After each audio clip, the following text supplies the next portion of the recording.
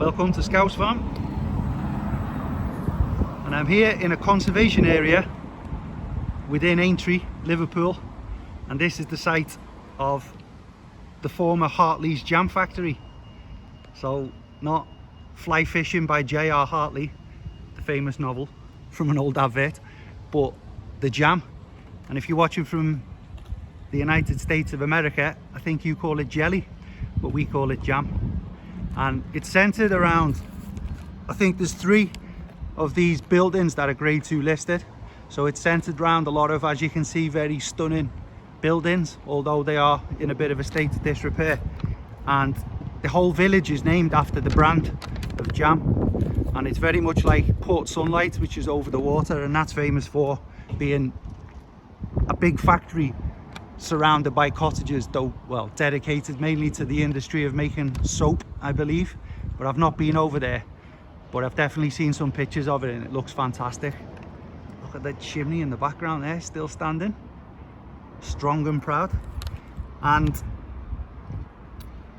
the main reason I'm here today is because I didn't even know it was here, yet another thing.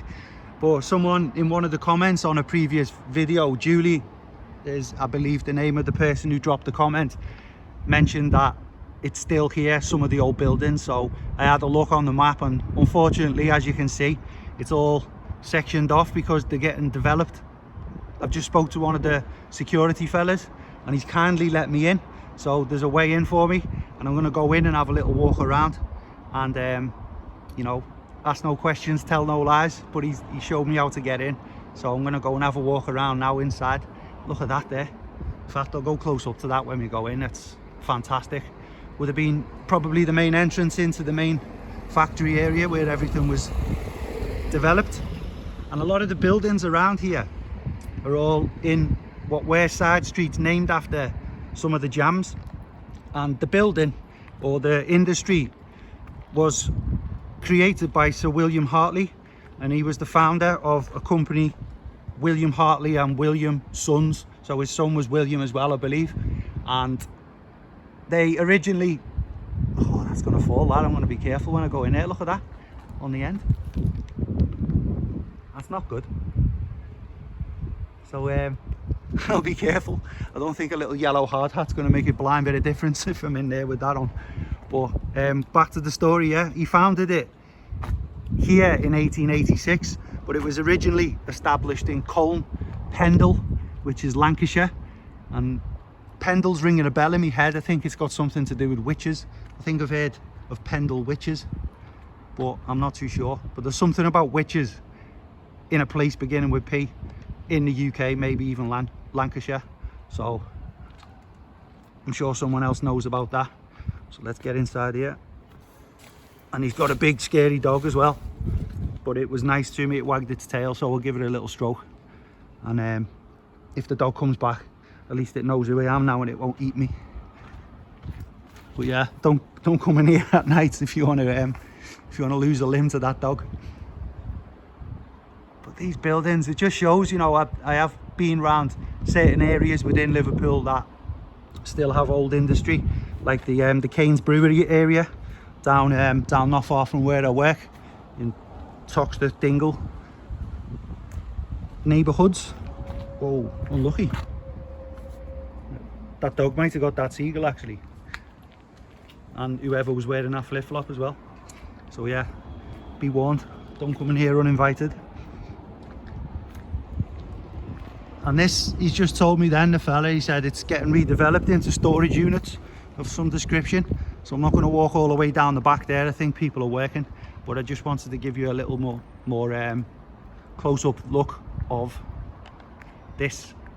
It's just brilliant. Imagine having, you know, you'd expect to see this sort of thing on the entrance to a castle, you know, surrounded by a moat.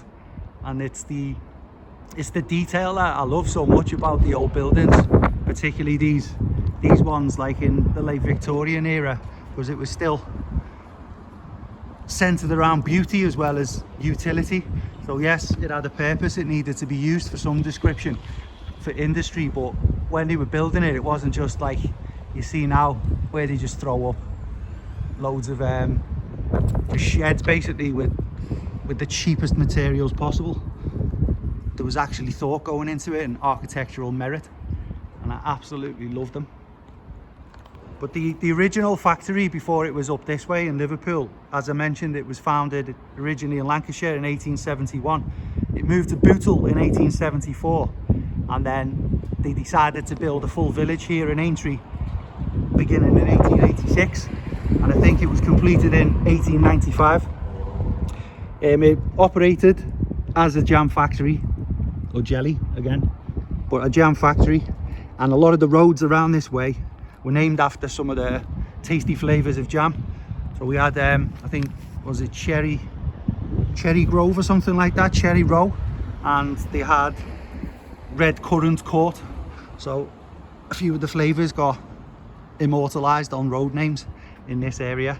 And I'll walk down the end when I get back out, because down that way there's some of the beautiful houses. You can still see some there, but they are residential houses, so for those who watch the videos, you know I don't like going right up to people's houses because they might be looking out the window or whatever. It's not the best thing to do. But if he said something about there's some stairs I can go up, I'm not going down there. That looks a bit minty. And the village itself was designed, while I'm walking around looking for these stairs, the village was designed by William Sugden and Son, and they won an architectural competition of some description. So their entry for the design of the village was taken as the one that was to be built. So they won the competition and got the rights to build. There we go, there's some steps. Ooh. Let's see what I can see around here, unless there's another dog waiting for me. But yeah, they won this competition, and when they built the factory, or designed the factory and it was built, there was also 49 houses originally that were built for the workers. So the business owner, Hartley, he thought, like in Port Sunlight, let's build some houses so that everybody who works here has got somewhere to live, and it's all close at hand. So yes, it is in its way philanthropic. I think there's asbestos in that type of stuff, so I won't lick it. Yeah, they built these cottages for the workers, so you basically live and work in the same area. Very militaristic. From my past as well, obviously you stay in your barracks when you're posted abroad, so you live and work in the same space. So it was very good. There's no major commute. It stinks up here, so I'm not going to stay very long. But yeah, just another little look at the skyline there. Some of the original cottages that have been built to support this industry. Oh, that does stink. I'm getting down. How do I get down here? Piece of roof in my way, and some stinger nettles, and I've got shorts on, which is stupid.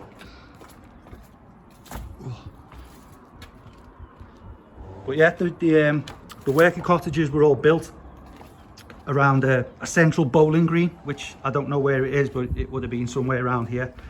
And over time it expanded, so originally 49 houses, then became 71, and they were all worker houses. And like a lot of these old philanthropic, well, they say philanthropic, but at the end of the day, if you want an industry to thrive, it'd be good to look after your workers, is what they did. So it was more of a quid pro quo, you know, you come and work for us, we'll make the business profitable, and you'll have somewhere nice to live as well while you're working here. And there's that song, I love it, I can't remember who it's by, but it's the one where it goes, St. Peter don't take me because I can't go, I owe my soul to the company store. It was like, I think it's an American song, but it's basically about you're working for a company that owns the shops that you shop in, that owns the house that you live in, and everything you take in wages, you end up owing them anyway because you run up debt just trying to live. So it's like a vicious circle of misery for a worker who just literally owes everything to the company he works for. And I'm sure there's some parallels with modern life going back, but it's worth a listen. So I'll try and find the name of the song or the artist, and then I'll stick it down below. Just let me close this gate over and dodge these nettles.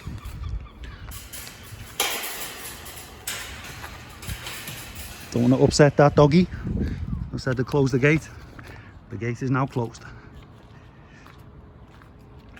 And this area now, where I'm walking around, the Hartley's village, it was made a conservation area in 2011. So I'm hoping that, you know, speaking to the fella then, I'm hoping that this redevelopment is going to incorporate a lot of the buildings as well, not just, you know, like bringing new businesses in. I'm hoping that they get pointing done and repair the roofs. It's going to be expensive, but seeing scaffolding on this is at least a positive sign that something is happening, hopefully, and it's not just up to protect the building from collapsing. Because it is such a shame. This, in my view, considering in 2011 it was made a conservation area, there should be stipulations when that happens, that it's redeveloped, looked after, the building brought back into use. And you know, it doesn't take much to just pull out some of these buddleia that are growing out of the bricks. That just causes more and more damage. Then you get water going into the structure, and then you get, like you saw before, you get bits of the roof falling off and everything, and it just becomes even more expensive to put it right. But it's such a beautiful building.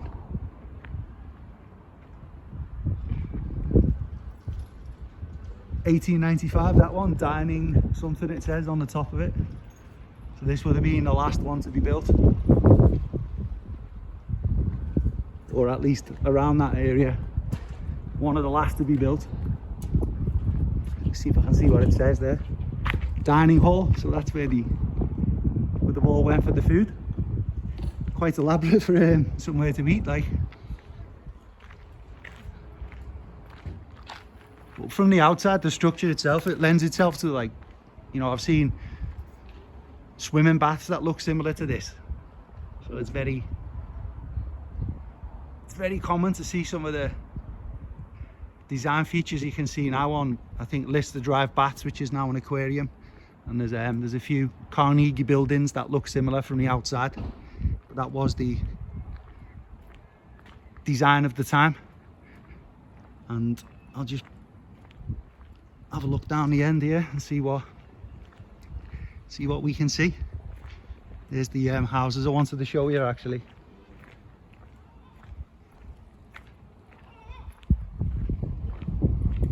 Again, I'm not going to go right up to them, so I'll just step on this side of the street and zoom in. But they're on, it's like Gothic revival type at the top there, which was prevalent in the late 1800s. It's around 1870 odd onwards. It looks like that. Gorgeous.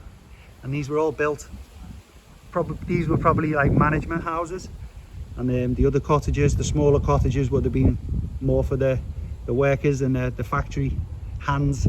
But this, as you can see, with a bit of luck, will be redeveloped, the entire area, and it will become more beautiful to look at.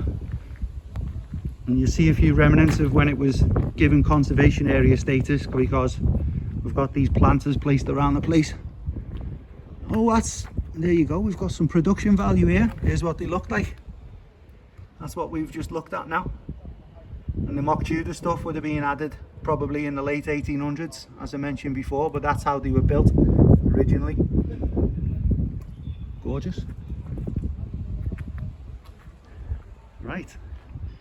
That'll do you, viewers. Thank you all very much for watching.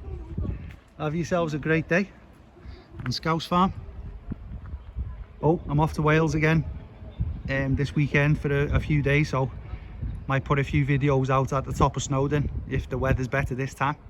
But for now, have yourselves a great weekend, and I'll see you all again soon.